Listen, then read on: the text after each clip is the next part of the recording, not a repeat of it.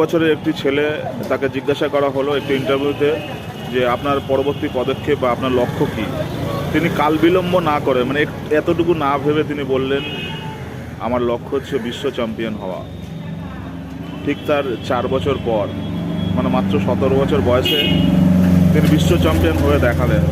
মানে শুধু তিনি বলেননি, সেই স্বপ্নটাকে কিন্তু জিয়ে রেখেছেন এবং সেই স্বপ্ন সাকার করার জন্য কিন্তু তিনি নিরলস পরিশ্রম করে চলেছেন। হ্যাঁ, আর কারো কথা বলছি না, ডি গুকেশ, অনেক ছোট কিন্তু তাও তার কীর্তিকে স্যালুট।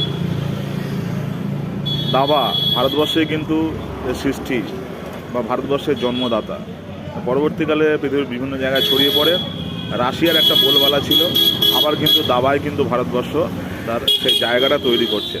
তো আপনারা যারা স্বপ্ন দেখছেন আর কি, ডি গুকেশের মতন দেখুন, স্বপ্নটা জিও রাখুন এবং টার্গেট যেটা রয়েছে বা স্বপ্ন যেটা রয়েছে